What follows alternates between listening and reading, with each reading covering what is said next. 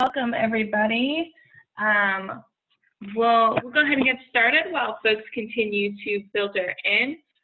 For those of you who don't know me, my name is Shauna Corey. I'm the Managing Director of Locality. We're an incubator and philanthropic fund across Emory and Georgia Tech, where we identify the most promising innovations across both campuses with the ability to impact human health through commercialization.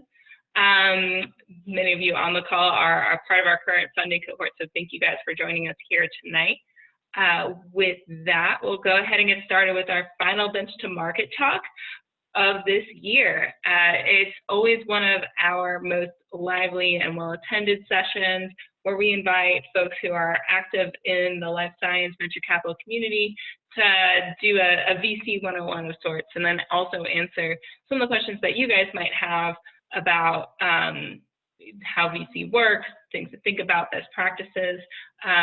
But before we jump into all of that, I do want to let everybody know, so Biolocity is also one of the members of the BARDA Drive Accelerator Network.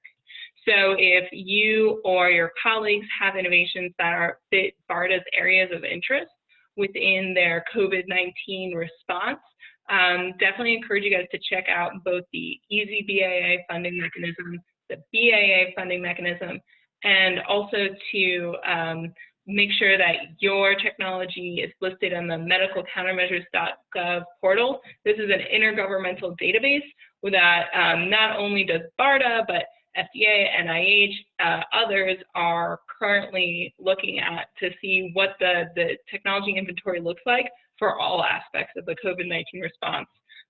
So definitely recommend you check that out. And if you guys have questions about the Easy BAA process, if you meet BARDA's areas of interest, go to biolocity.org and you can check, request a meeting with myself and the team, and we'd be happy to help advise you through some of that process as well. The links will be available in the chat, so don't worry about having to try to copy them down or anything like that. So we are joined today by two of the committee members, actually, from Biolocity. The first is Michelle Ho.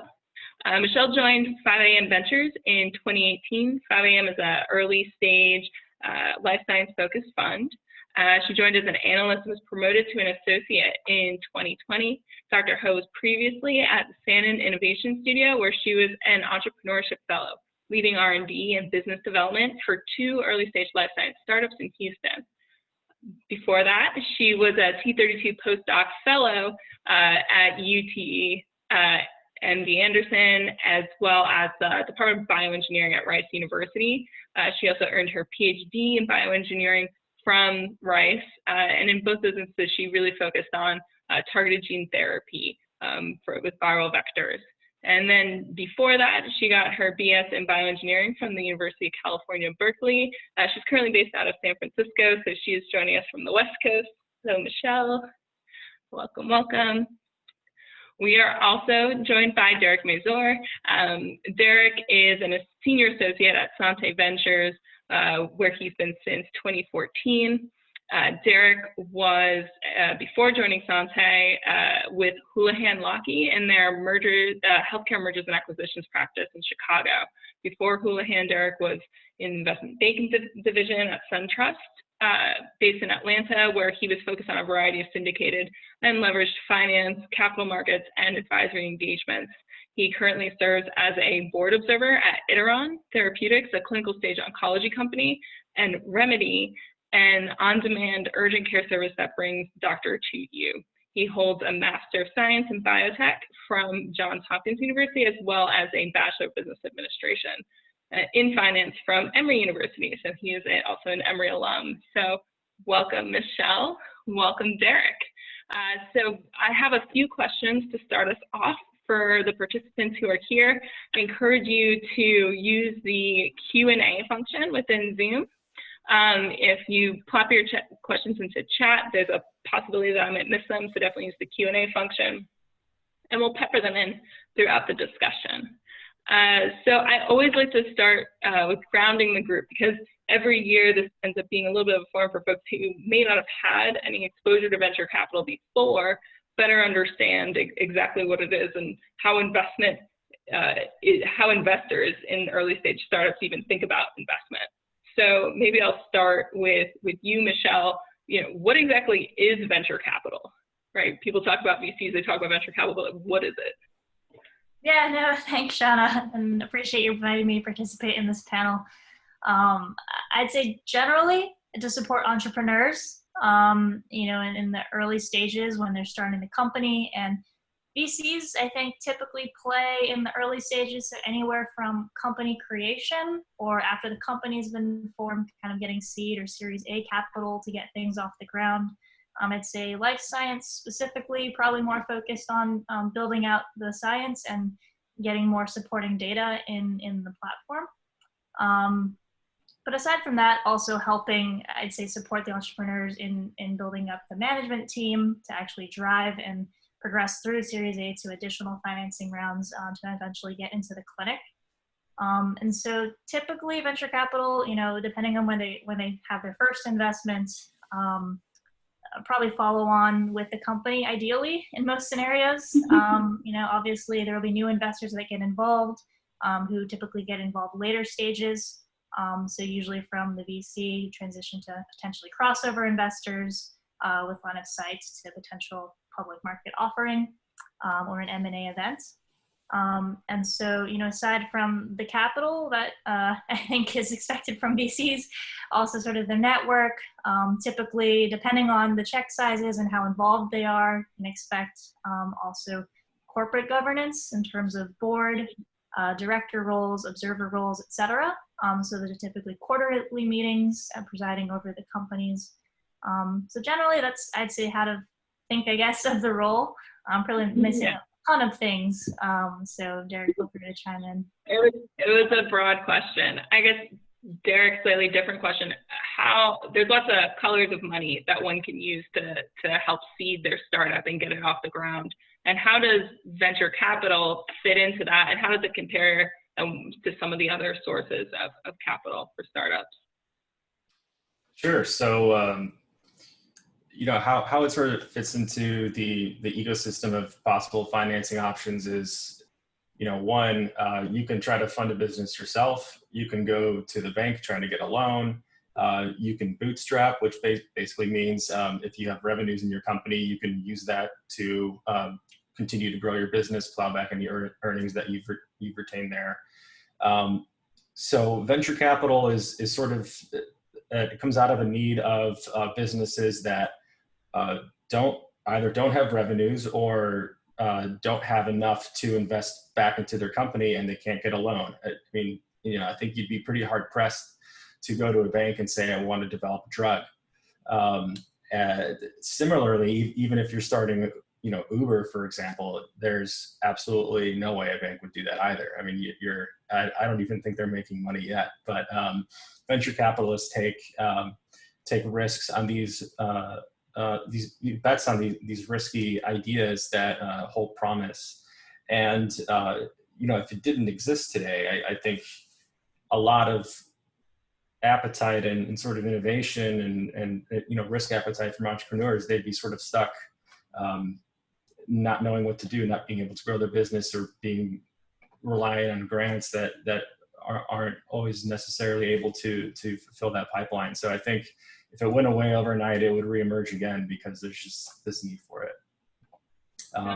In terms of, how it relates to other sort of investment asset classes, venture capital is focused more on the early stages as opposed to something like private equity. Technically, private equity is, venture capital is within that umbrella, but that's really just sort of private investors who are acquiring equity. VC is definitely more early stage focused. Private equity is more for established businesses. So, something that, like a dental office or a maple syrup company, something that's just sort of steady Eddie, as opposed to overly innovative. Right. And so if I'm an entrepreneur, when would venture capital make sense? Let's say maybe compared to angel investment or or going after grants or what the case might be? Like, when do I think, okay, now my company's probably a good fit for VC? Michelle, you want to field that first? Sure. And I might add a caveat that, most of the investments that we look at are squarely more in the therapeutic space. So might not resonate with like a medical device, for instance, and others. And so with that, I'd say usually when there's proof of concept, on that specific product or platform potentially, that could be if you have sort of key in vitro data and a relevant model. Obviously in vivo data is great. So it's sort of, what level of confidence do you have internally knowing the science the deepest, that you feel that there is kind of a switch to flip, right? And saying, okay, there's line of sight to potential therapy that could move the needle for patients. So that's sort of first, I'd say starting from a science first perspective is probably critical, because again, most life science VCs will be, that's what they'll be looking at, right, at first. Obviously other factors matter, potentially team, et cetera, but I think having key data in hand is super critical. And again, it's depending on the venture capital firms that you're reaching out to. Some are able to, I think, get involved earlier than others might. So again, it depends per opportunity, what the opportunity looks like. If it's a super hot space, for instance, maybe folks will be willing to go in earlier to take higher risk, but to get, closer access and sort of exclusive relationship with the founders. So all those things to consider. I think there's like a hard and fast rule. But I think let the data guide you, and you can always reach out, early. If it's too early, folks will probably tell you and give you that feedback. Right. So Derek, when's a good time for, and what is sort of the phenotype of companies that are a good fit for VC from a Sante perspective? Yeah, so we also invest in therapeutics. We invest in medical devices and anything in health tech. I think we're healthcare generalists, so I think one way to think about it is anything related to human healthcare is sort of where we're focused. So, we will have companies sometimes that have revenue or medical devices can typically get to market faster than drugs. Drugs are usually acquired before there's any revenues there. The cycles are just too long. So, I think sort of one way to think about when it's right to raise venture money, I think, we're not Shark Tank. That's kind of like Hollywood angel investing, where, they're writing checks of, $250,000 to $1 million. VCs will sometimes do that in the form of a seed investment. So sometimes, Michelle said that firms will engage in company creation. Sante has done that. A lot of therapeutically focused firms have that tends to be the model these days as well. But sort of when's the right time is, there often is an angel round or friends and family round that is raised, but not always. And so I think the question is sort of how much money are you raising? If it's, if it's 2 to 4 million, maybe that's sort of a larger seed round. It might be a VC there, but I think also knowing the kind of VCs investors that are out there, we're generally lead investors. So we'll be coming in with initial check sizes, typically, between the $3 to $10 million range. So I think if you feel like that's your appetite, that's probably traditionally the right time to start asking for VC money. Yeah. So, I mean, it probably makes sense for some of the next questions down the line to maybe give a little more context for a little bit about 5 a.m. and then a little bit about Sante and y'all's investment theses, because I think that also changes it also provides good insight for how entrepreneurs should think about which VCs they approach and how they fit within that investment thesis or not. And so I'm going to let Michelle go first. Maybe Derek, I'll let you talk a little bit about Sante first. Sure. Yeah, so Sante, we've been around for since 2006. We're on our third fund. We're actually 2 funds. We're an asset management firm with 2 strategies. One is in AI hedge fund trading, and the other is in venture capital. The 2 are sort of related in that we have shared back office support. So it helps augment our health tech side of our business. When somebody comes in and they say that, we're an AI ML company, we'll know pretty well if that's true or not. But we have generally these three focus areas. We're early stage focused. Very rarely do we enter into a new deal at later stages. But part of that is sort of coming in with an understanding that we're not just a source of money or capital. I think that that is true for many VCs, not true for all VCs. Some VCs like to play as co-investors and do that exclusively, and that's just a stylistic preference. But we like to go in early and help the founders build their company, sometimes drop in and take operating roles for a time, and also really help build these companies with our network. And over these years now, we've been involved with 30 plus investments, and so we have aggregate best practices. We've seen a lot of the sort of typical problems or issues or even the day-to-day routine things that founders are trying to solve, like who should I get my audit from? Do you have any preferred vendors? Like those kinds of things are where folks like Sante can help. Kind of to sum it up, we're early stage healthcare focused VCs, and we like to think of each investment as a partnership. Mm-hmm. Michelle, you want to take it from there? Yeah, sure. Actually, 5AM Ventures, similar to Sante, we're involved in the early stage as well. So our firm, we have offices both in San Francisco, where I'm based, as well as Boston. So half the team is kind of split across both coasts. We've been around for almost 20 years at this point, and so it was founded in 2002.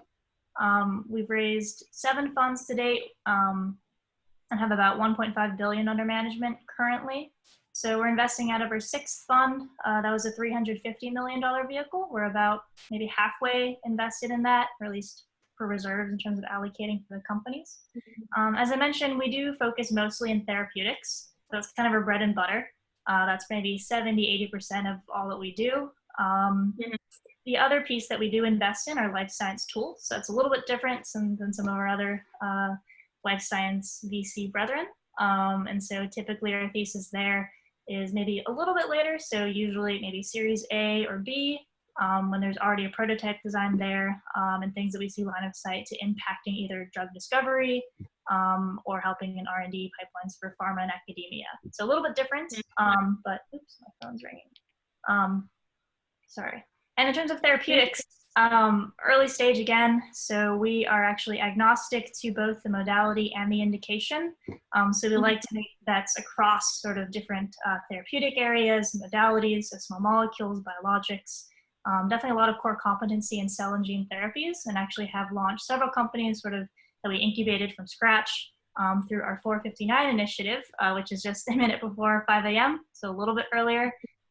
So this is typically when, even before companies form, we'll actually help with that process, partner with the entrepreneurs, establish the company. Recently in their last fund actually is when we made a concerted effort there, brought on a new partner to really spearhead this before it was a bit more opportunistic, I'd say. And really build out infrastructure that helps on the back end, so providing not just financial, accounting, HR, legal, all of that support in addition to the companies, as well as we provide obviously seed capital. And we often hold sort of interim operating roles, so kind of project manager, interim CEO. Really the goal is to fire ourselves within 12 to 18 months and to really recruit that superstar team that's gonna raise and execute on the Series A plan and move it forward.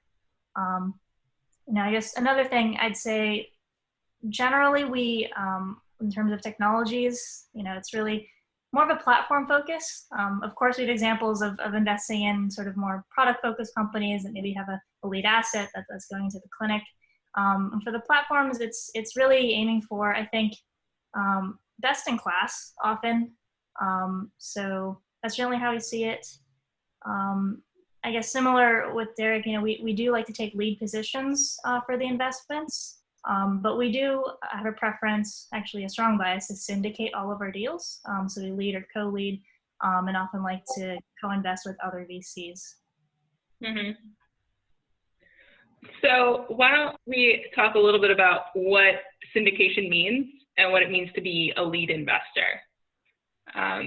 So Michelle, you brought those concepts up, so I'll let you field them. Yeah, so the terminology, I mean, typically it means if they're a lead investor, usually you expect them to write the largest check size in that financing round. So usually it's proportional to, essentially equity, how much control ownership that they would have, and because they're committing the highest dollar amount from the group. Syndication, that essentially is just a fancy word for co-investing. And so sometimes you'll have a deal where there's maybe just one major investor who's going to write, let's say, a $10 million check, and they write it. That goes to the company. Oftentimes, especially for larger deals, so, some Series A's are, above 50 plus million or so. Usually that's not a single firm. Some firms do like to do that as well. I won't say that's exclusive. But oftentimes you'll kind of find a group of investors who are willing to write, check sizes. So instead of writing one check for 50 million, maybe that's like 5 or 6 VCs, right, that write a couple double-digit or smaller amounts to fill it out. So that whole group collectively would be called a syndicate. So in addition to traditionally giving the largest, or at least equal to the largest dollar amount, are there other responsibilities that lead investors take on in that process? I'll go to you, Derek. Yeah, sure. The way that I like to define it is it's usually the largest check size, but it's also who structures the term sheet. So they'll set the valuation, and they'll set some of a lot of term sheets look generally pretty similar, but there's always nuances with every deal and company. So the lead is usually the person that is that's also negotiating most heavily with the firm, and oftentimes is sort of the spark that lights a lot of other investors they've said they're willing to put in money and they're just waiting for a lead. So a lot of times there's also signaling effect there, and that tends to be because the leads spend probably the most time doing diligence on the opportunity and really understanding it. But you guys, will the lead investor share diligence with the rest of the syndicate? And what role does the lead play? And how do you guys even put together a syndicate? That's one of the questions we got in the chat.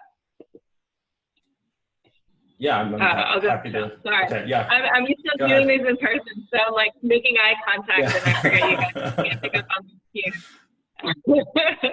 Go for it. Sure, happy to take this. I'd say very often we do. Especially if it's with groups that we've invested with before. Oftentimes if we're looking at a deal and maybe we're kind of in the lead position and others aren't really in the data room yet, we might share it with specific people within VCs who we know might have an interest there. So certainly there is sharing. Obviously wouldn't share anything confidentially if they aren't already under CDA. But in terms of just high level thoughts on our, our general take on the opportunity, definitely open. And I think just adding to what Derek said, I mean, it's definitely a lot of, I think, responsibility falls on the lead investors to set not just the terms, structure of the deal, but they're also in charge of drafting the docs, and someone has to, get everything together from the lawyers, making sure everything that's accounted for. So oftentimes when folks don't necessarily want to take a lead, it's also, less responsibility in actually getting the financing done. So it's usually maybe another month-ish process once you go from signed term sheet to actually closing the financing. So, usually when you're the lead, you're kind of driving that whole process. And do you guys have other firms that you co-invest with? Often, how much falls on the company to help syndicate a deal, and how much falls on the lead investor? Derek, I'll have you go first. Yeah, it would be great if all of our CEOs raised all their own money, but oftentimes it's a partnership. It is collaborative, because I mean, once you're invested in a company, you guys are in it together, and so being in the VC world, you bump into other VCs a lot, and you're co-invested in other deals, or you know of these firms, or you go back 10 years or whatever it is. And so you leverage those relationships to make really warm introductions and say, hey, this is something we're really, really interested in. We're raising money. Be great to have a conversation there. Let us know if you're interested in it.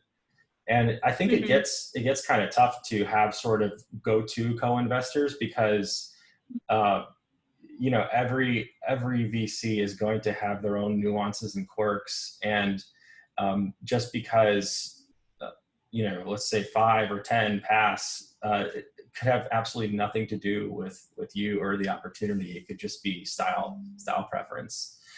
So inevitably you are going to have co-investments with a few groups, maybe a little more often. You like working together. There's good alignment there. You tend to think about structuring deals similarly, and are interested in similar opportunities. And each VC brings a different kind of expertise and perspective there. So yeah, I think that's well said about that. Yeah. And I'll let each of you guys answer this, because I do think there's potential differences between various firms. How important is it for, and this I think is particularly relevant given our location in Atlanta, for the startup to be located near, this says the VCs, but I think it's usually the lead investor in order to be successful in closing the money. Michelle, you want to take that first? Sure. I mean, I'd say it's actually not that important, at least for us. We've made investments across the country, even outside of the US, a couple in Europe as well. And so there's no requirement. I think there are obviously a lot of investments we made in sort of the Boston area, like Bay Area, I think, just because there's sort of a larger community in biotech. But it doesn't prevent us or preclude us. So we've invested throughout the country. And Derek?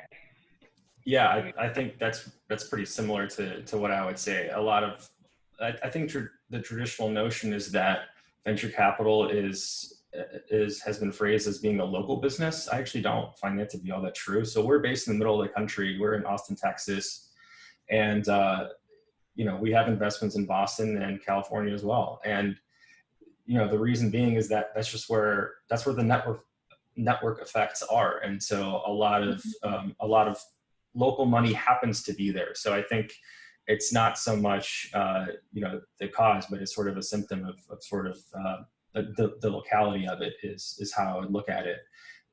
We're hopping on planes, or when we used to do that a lot. We used to do that a lot. So, I don't think, you need to be in the same local ecosystem, but inevitably, we are going to have strong ties to Boston, strong ties to the Bay Area, and we're there often because that's where a lot of the activity is. But I don't think we haven't passed one. We are Texas based, but we don't have a Texas focus. So it just kind of shows you that, this can be done, and we're not necessarily unique in that sense. Yeah. And I might just add one more thing. I mean, aside from that, one consideration to make, and perhaps why there might be thought that, there is gravity toward, certain regions in the country, is it's talent, I think, ultimately. And it factors in more heavily as the company advances sort of later, especially in the clinic. Being able to recruit folks depending on that technology who have deep experience there, oftentimes they happen to be in that area. So that's partly why. Again, it's not prohibitive in all cases, but sometimes it makes it harder. Even, for instance, places in Seattle where there is a fair amount of activity, it's still difficult sometimes to get sort of the top tier management that you're aiming to recruit sometimes. Yeah. So it is a factor. That's a good point. Yeah. Well, and so I think building on that, what does an investable opportunity look like? What's some of the characteristics of a deal that might get you, an opportunity that might get you really excited? I think we touched about this a little bit when you guys talked about your investment thesis, but kind of like the step further, like what is there some nuance there that it goes beyond just your core investment thesis? And Derek, I'll let you go first. Sure. So generally, it's, you know, it sort of coincides with our early stage focus and how we like to invest in companies and work with them. Generally, these are opportunities that are not a quarter turn of the screw improvement of whatever's out there today. They're something that is truly transformative. We tend to focus, a lot of our limited partners are health systems. So the people that give us money, everybody has a boss. They're focused in services. And so it has to be things that work to take costs out of the healthcare system and improve the patient experience. And that can take on a number of forms, anywhere from better therapies, better medical devices, or better better ways of providing care to people. So that being said, I think one thing to keep in mind is that sort of if you're an entrepreneur and you have this great idea and you only need $1 million to get started or whatever it is, and the company will only ever be worth $50 million, it still sounds like a great investment, doesn't it? But that could be something that just won't fit our mold, because it's things that we think have potential to be far more valuable in terms of the enterprise value of the company. So I think that's something to keep in mind for any budding entrepreneurs out there, is sort of who you're investing from matters a lot. So that's why I was saying, like, you can get a bunch of passes and it can have nothing to do with you or what you're doing. So that's something where people come to me with what seems like an interesting idea or concept, but if it's not going to make that big splash, it's probably going to be hard for us to back. Mm-hmm. Yeah, I can speak. I guess it's similar to Derek. I mean, at 5AM, obviously differentiating technologies and those that really have transformative impact. I feel like the word is overused a lot, but truly in thinking about, especially for drug development, oftentimes when we're getting involved at a seed stage company, right, that's 7 to 10 years before you're really going to see that product approved, potentially. So in that time, it's sort of, you have to have a transformational, step change, improvement from what is a standard now, because that landscape is ever changing as you're going to go through into the clinic to test the drug. The only thing I'd add is for 5AM, I'd say, in particular, we definitely prioritize a focus in product.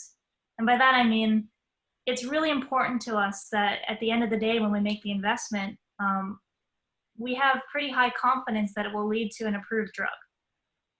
So not all platform companies, necessarily have that focus, I'd say. So I think when we invest early on, we want to know that there is really a tangible product that will be produced.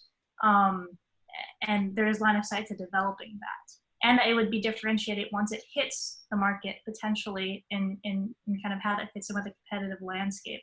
So I think those are really critical for us. Having a really strong connection to the biology is really important there. So if it's an emerging area of biology that's not as well validated, obviously great if it's been recapitulated in other laboratories to show at least it's repeatable. And so there, if it's going to be a new area, probably don't want to double down on the risk and use a new modality to target that. So use like a small molecule approach, for instance, that's already validated. Kind of on the flip side, if you have a new modality, which we also invest in, don't pair that with a brand new target you're going after. So sort of, hedge your bet and say, okay, I have a new modality that's interesting. Maybe it's a new gene therapy product or something. Yeah. Try to go after something that's validated and de-risked as much as possible, just because there'll be a lot of challenges in facing that once you go through the clinic and regulatory environment. Yeah, and I think go ahead, Derek. I was just going to say, we say a lot of the exact same things, and one way that we sum it up is, risks don't add, they multiply. Very true. Well, and I think that there's a couple of important concepts that both of you guys hit on, right? It's a balanced approach to risk and profitability and commercialization, and then also combined with the right investment, both in terms of your ROI and absolute dollars, right? Like if they don't meet the minimum investment for it to be worth the time for you guys to take the effort to lead a deal, it may not make sense. And so, you know, the one thing that wasn't touched upon, but I think is also important is the team. And so there's a question, it's specific to med device, but I'm going to broaden it a little bit to life sciences in general. There are, let's say it's a scientific founder-led startup. Let's say it's not, right? Are there particular roles that you want to see in place in the company when you're vetting them that help determine if you're going to invest with them or not? So, you know, what roles need to be filled, and what are maybe some of the characteristics of the individuals that you look for in founders? And I'll have Michelle go first. Sure. You know, at the end of the day, team is probably one of the most important factors of whether or not we invest or not in companies, to be completely honest. Obviously, there has to be, like, all the things we mentioned before hold true, and team is on top of that. And so it's not sort of just, obviously experience matters a lot, I think, especially in biotech, both in terms of, you know, how deep is their scientific expertise, and are they truly the experts in that area of biology, or with that chemistry, if it's medicinal chemistry play, et cetera. So I think some core technology expertise is critical for us to really move that forward, because you know, at 5 a.m. at least, we don't have a separate team that's dedicated to company builds. So that's us. And while we're also managing, you know, once we invest in a company, it's like, okay, great, we made an investment, see you in 10 years, hope you make us money. We're pretty involved. And so we stay involved as much as we can to help them out after we make the investment. So sort of balancing that. Plus, when we see a new opportunity, it's, you know, again, we only have so much bandwidth. So to drive everything from that, we definitely want someone who's going to own the technology piece and really be accountable for overseeing that. And if it's, you know, usually you need someone sort of on the operating front to oversee that, you know, the science is progressing in that front. Those are probably key, you know, at a seed stage, at least in the early.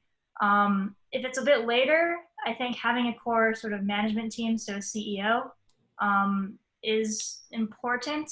And if, you know, at a seed stage, you don't necessarily need that, we can often make introductions as the company thinks about raising that A. So it's not, you know, deal killer for us per se, but definitely would need that before you go and raise a robust Series A financing, since you're likely going to be approaching the clinic at that point. Right. That's, yeah, I'll stop there. Derek, I feel like there's lots to talk about when it comes to team. What are your guys' thoughts? What's the sort of minimum, and what's the idealized state? Yeah, absolutely. And I think there's two qualities that are really important at any stage company, whoever's running it at the time. And that's, you know, having humility and also being self-reflective. So knowing where your strengths are and being able to admit that, and knowing where you need help. And that can take many, many forms. And so we've backed a lot of first-time entrepreneurs, and we've asked the question, do you want to be CEO? Sometimes it's so early that there isn't a CEO position yet, or someone's just kind of functioning like one because someone has to take the title. And I think the people that are you know, most realistic, they'll usually say something like either I'm flexible on that, I can run it if you guys need me to, or I can, you know, I really just want to see this get to market, or I can take, you know, whatever seat you want. Sometimes surprisingly, people flat out say no. That's why I'm coming to you, because I'm a technology guy, I'm an engineer, and I want to get it to this stage, and then I want someone else to run the company for me. So what's the wrong answer to that question? What's the wrong answer? Yeah. The wrong answer is don't bother with my time, write me a check and leave me alone. So something like that. I mean, I think nowadays VC really is more about, and especially in healthcare and in therapeutics, medical devices too, is about company building together. And, sometimes you can posit the question, do you want to be rich or do you want to be CEO? And, it's sort of an interesting way to phrase it. And, I can understand where people can be hesitant, with vulture capitalists or, whatever pejorative you want to call it that. But I don't really, my experiences have been like that at all. So, I think even if you have appetite to run it, saying I want to run it for now, but in the future, once we get to this point, I'd like someone else to take over because I don't know how to run a phase 2 trial, or I need help with this. We need to build around that. So I think that kind of attitude is really important. Yeah. And so that's maybe the more bare minimum scenario. How would you describe the idealized, like when someone comes to you and you're like, this team knocks it out of the park? Yeah. If they've started 3, 4, 5 companies together, they've worked together for years, and, they had successful exits, and, the VCs who backed them before love working with them. And a lot of times that if you've been around long enough, that tends to be sort of founders that you've already backed. So I think that's really the most ideal is, this is their second or third company that they've worked on with you. Mm-hmm. So one of the things that I think is generally underappreciated is the metrics that you guys are held to and how you guys are defined to be successful in your jobs, because ultimately if the founders and the companies can help make you successful, then their probability of getting funding and being successful also goes up, right? So how is your success measured both as individuals? I mean, Derek, you mentioned everybody has a boss. People tend to think of VCs as like not having bosses. Yeah. And so, what does that look like for you guys, and how do you guys measure success? Because ultimately that's what helps drive decision making. Derek, I'll have you go first. Yeah, the simplest way to answer that is that our limited partners measure our success based on IRR. So, internal rate of return. Two terms real quick. What's a limited partner and what's the IRR? Yeah, sure. A limited partner is called limited because they're not involved in the day-to-day operations of the partnership. So a VC firm is a partnership. So you have your general partners and your limited partners, and your general partners are what you can think of as the partners that actually operate the VC and make investment decisions. So the limited partners could be anything like, Emory's endowment, or a pension plan, or a family office, or it can be a wealthy individual. I mean, it can take many shapes and sizes.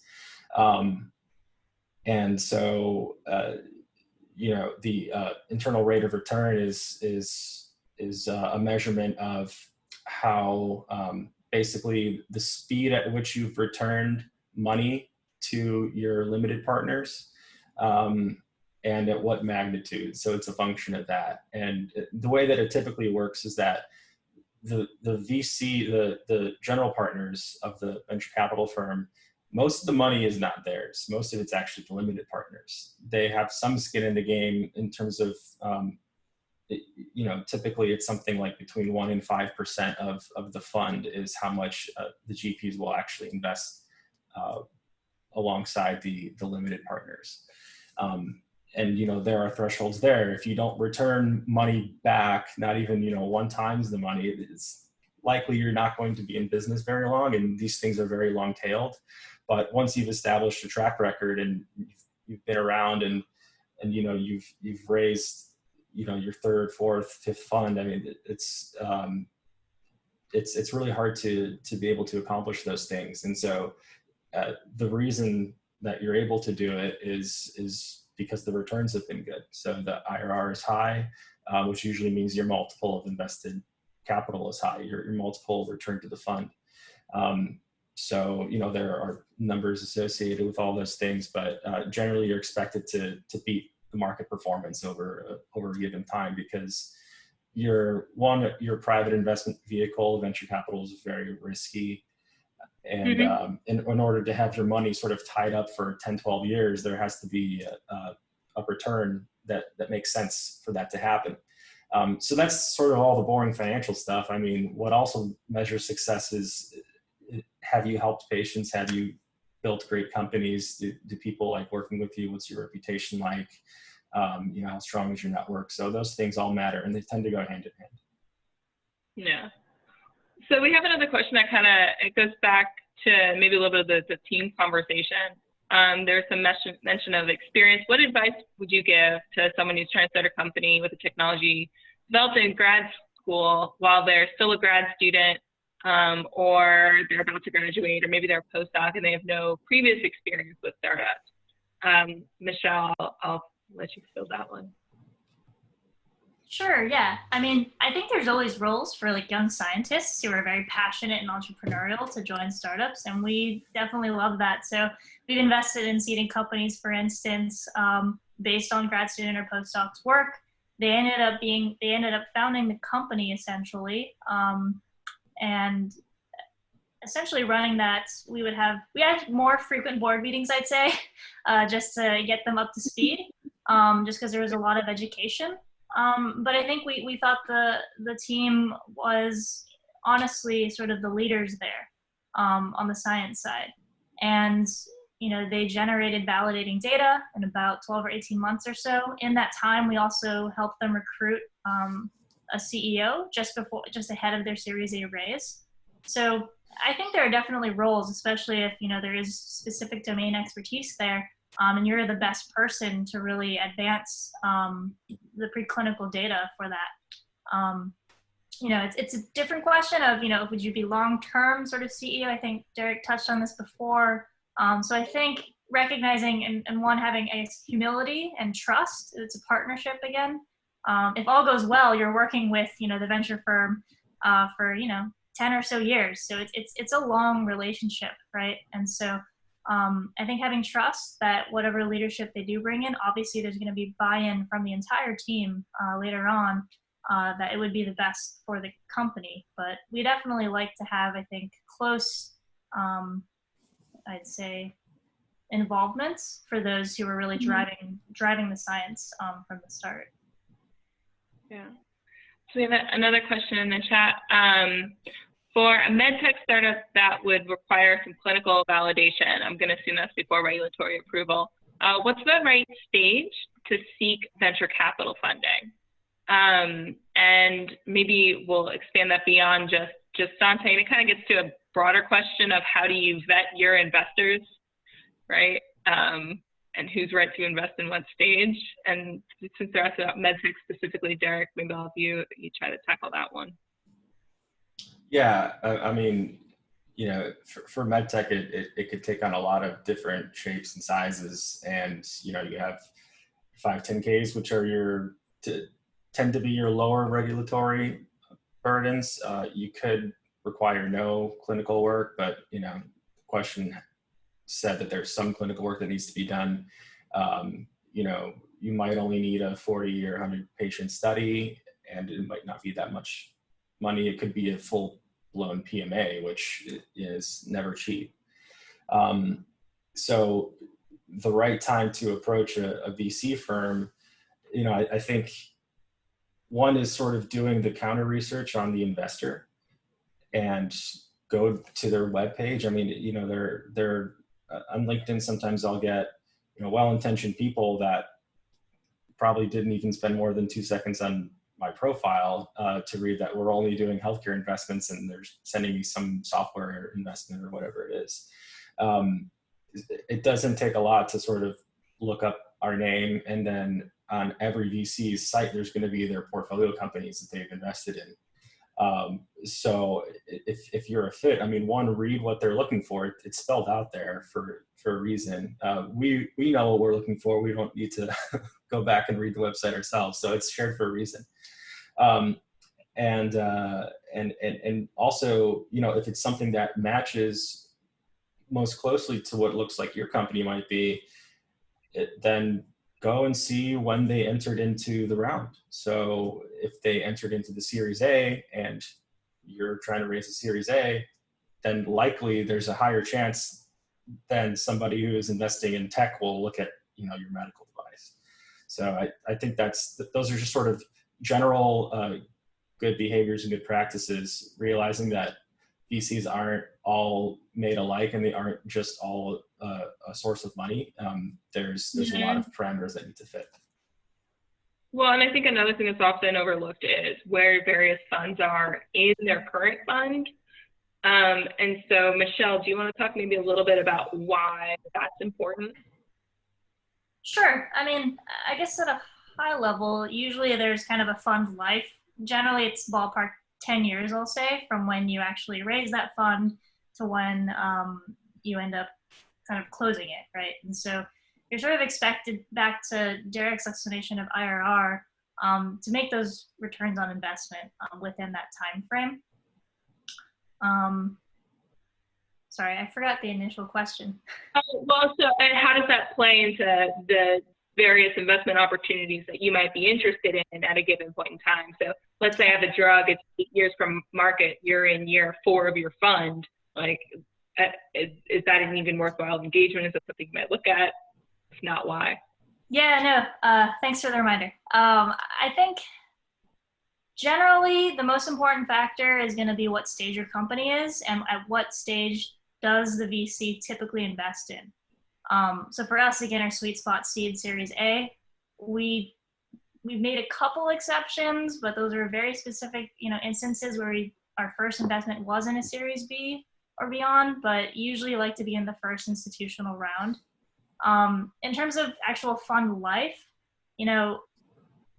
especially I'd say for Fund 6, for instance, which we're currently investing out of, the first couple of investments actually we wanted to focus on our new co-builds, just because those take a little bit longer to just get off the ground from like flat-footed. And so, to fit within that 10-year time frame of aiming to get in the clinic and have, some return, usually we'll prioritize those toward the front end of the fund. We aim to invest in about 15 companies per fund, and on average about 5 or so investments a year. So we're aiming to really, make those investments in the first couple of years in that fund, because then really you have to start having the companies go and advance their pipelines, et cetera. Toward the later, when we're probably looking to raise our next fund, and so we have a couple slots in Fund 6 left. Most likely, we'll be looking more towards slightly later stage, again, within our sweet spot of the window, so maybe closer to the clinic rather than super, super early. So those are kind of smaller nuances, but again, I would emphasize really making sure you're releasing the right stage generally for the firm, and there will be, minor differences here or there. Yeah. So we have a couple minutes left and a couple of questions. Is it important to have angel investors before going after VC funding? Derek, what's your thought? Is that a prerequisite? It's not. I think traditionally that's what a lot of people have thought, and by virtue of the fact that these fund life cycles are so long, I think general knowledge lags behind 10, 15 years. And so I think usually it was, you have your friends and family round, then you have your angel round, then you have your VC round, and then you get acquired. You usually have several VC rounds. I don't think that's any longer the case, especially with firms that are more therapeutically focused. I think a lot of them are really involved in these super early stage projects, and anything that as Michelle alluded to earlier, that they started sort of themselves or in tandem with an academic institution, to doing something that's maybe a little bit later that might have more of a management team identity assembled already.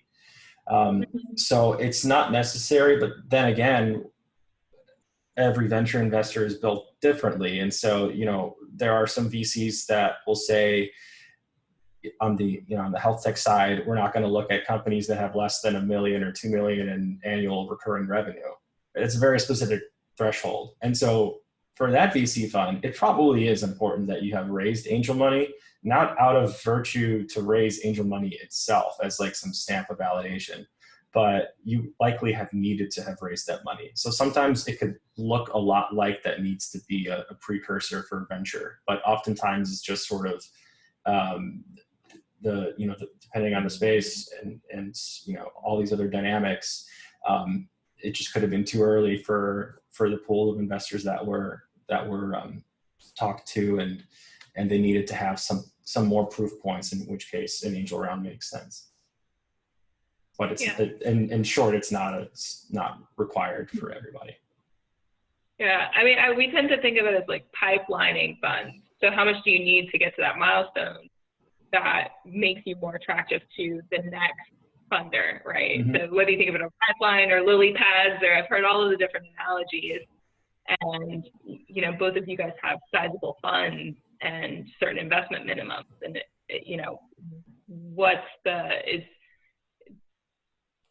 you guys are also a little bit unique because you also play in the earlier stages, right? And so do folks need that angel investment to be attractive to you guys? And I think the answer is sometimes yes, maybe not. It all depends on the technology and the data. Would you agree, Michelle? Yeah, definitely not a requirement. Usually it's neutral, I'd say. Trying to think of cases, it's never really been like a plus, not that it's a negative, but it's not like, oh, so-and-so invested like $500,000. Now we definitely have to do this. It's not generally like that. The only times you can run into trouble is if they've raised multiple rounds, and sometimes note structures are funky and it's more complicated when they haven't really raised an equity round yet. Then it's a little off-putting, but again, not necessarily a deal breaker, but no, not a prerequisite. Yeah, so one of the things that can happen is if you get like a bunch of angel investors and you raise $1 million and all the investors put in $10K a piece, and let's say they're all individual investors can also organize into an LLC, and then that LLC invests, it makes your cap table or equity structure very complicated, which when you're putting together deal terms and going through that whole process that both Michelle and Derek talked about that they go through as lead investors, it can be more of a headache than is always required. So the final question maybe we'll end on is, you guys both mentioned very active roles in the companies that you're from support. Is that the case in general in the industry, and how much help can innovators expect from their investors? What's reasonable or standard? And I'll go with Michelle. I don't know that it's standard across the industry. I think you'll find it more often, especially in the early stage, just because there's a lot of company building to be done. And so quite frankly, I think to be successful in the industry, because it is getting more and more competitive as more groups, more VCs are earlier and earlier, right? And so I think almost as much as entrepreneurs are trying to sell their technology, their team, and their vision to VCs also have the job of selling ourselves, our network, what we can provide to the companies. So while I wish it were more uniform across, I don't think it's necessarily true. But that said, I think there are several life science VCs, including sounds like Santé as well, who do take active roles to provide more value than just the capital that they deploy. Yeah. And I'll add on one question that I sometimes just like to add on. What's the question that I didn't ask, or that wasn't asked in the Q&A, that you wish more early stage companies or innovators knew before they came and knocked on your door or messaged you on LinkedIn or whatever the case might be?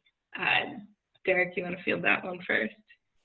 Yeah, I mean, some of the points that were made implicitly or address towards other questions, but knowing who the VC is, knowing what they're interested in, what they invest in, doing some work in terms of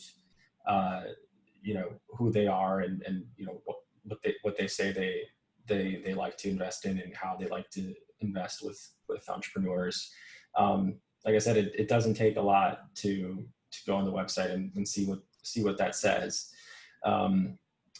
And that's probably the biggest misstep, is just sort of blasting out and you do have to cast a wide net. That's true. Fundraising is really hard. And we know, one, because we have to do it too for our fund, and also because there are former entrepreneurs that are VCs. And so, you need to take the time and do your diligence on the investor as well. And I think that will serve you and help you a lot. That's a really simple, easy piece of advice to keep to heart. Yeah. So Michelle, same question. What's the one thing you wish people knew, especially at the stage of the audience we have, before they come knocking on your door? Gosh, now that Derek said that, it does get me thinking on similar lines, to be honest. I think, honestly, doing your homework, I mean, part of it is, I do get a lot of sort of LinkedIn requests too. Honestly, I'd say the filter I've set from, I don't know, I guess more recently is just, it's too difficult to respond to those cold requests. When you can, after you do your homework, try to get a warm introduction. It goes a really long way to making sure folks see that. That said, I respond to cold emails all the time. So, for folks who do put in a little bit of effort to at least look up our email address, that's already, I think, a leg up from people who just kind of spam you through other channels. So one, if you want to get someone's attention and you can't get a warm introduction, at least go through and look up, the person who you want to reach. The other thing I think perhaps isn't appreciated is oftentimes, maybe this is more in like Silicon Valley. I've definitely heard remarks there where they say you have to have a partner in your first discussion. Don't have it just with an associate or something. That's complete bogus. Yeah. Don't listen to that advice. And also there's some weird stigma of don't send your deck ahead of the call. That's completely backwards. It frustrates me. You'd like to think that, when you're presenting and pitching, it's not just going to wow me and then we're going to write you a check. It's a long diligence process, right? Several weeks to months, perhaps. And so be prepared, share things ahead of time, be open in communication. Not saying share anything confidentially, but, at least a deck to show that, the VC who's going to be listening to your pitch has time to prepare and see it in advance. And so those are things I think that would be helpful, at least. Yeah, quick point. I've never... Yeah, I was just going to say, I've never seen a check written right after a first presentation. It doesn't work like Shark Tank, like I was saying. I love the show, it's super fun, but it's not reality. Not reality. I know a VC, he just retired from Hatteras, and he refuses to participate in Shark Tank because he thinks it gives people like this crazy idea of how VC even. And if you ever get Bob Morf, he'll tell you all about it. Fun TV show, not reality. It's not. Excellent entertainment, though. Well, thank you guys so much for taking the time. I'm really appreciative of you guys sharing your knowledge and your experience with our community. I'll see you guys tomorrow. But a big thanks again to everyone who is joining online. One of the final things I didn't get to talk about in my first go around is that we're going to be sending out a feedback survey. So for those who have attended the Bench2Market talk, whether it's this one or other ones throughout the academic year, please let us know how we're doing, other topics that you guys want to see. You tell me how much you love Michelle and Derek, that would be great, and other folks you might want to hear from. So thank you guys again so much, and I'll catch you guys later.